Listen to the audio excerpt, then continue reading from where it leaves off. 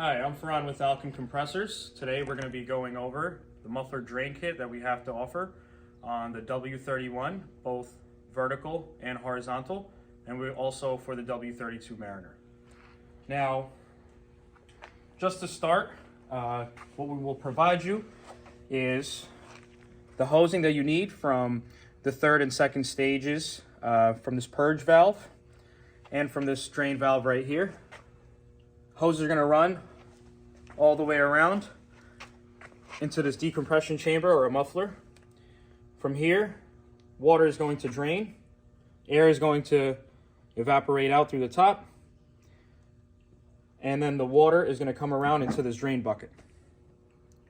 Okay, so how to install this, best way to describe this is you're going to have to take these 4 bolts and screw them in around the frame. There's some clamps, as you can see.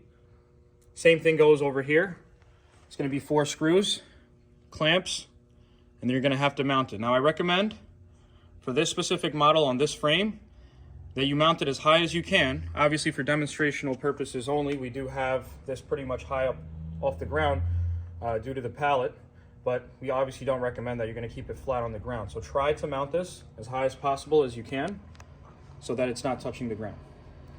Now, what does it come with? Pretty much everything that you're seeing is what I've pointed out already. So you're going to have the drain bucket, decompression chamber, hoses that connect the two, and also high pressure lines for the condensate that's going to be happening from the second and third stages coming out from here.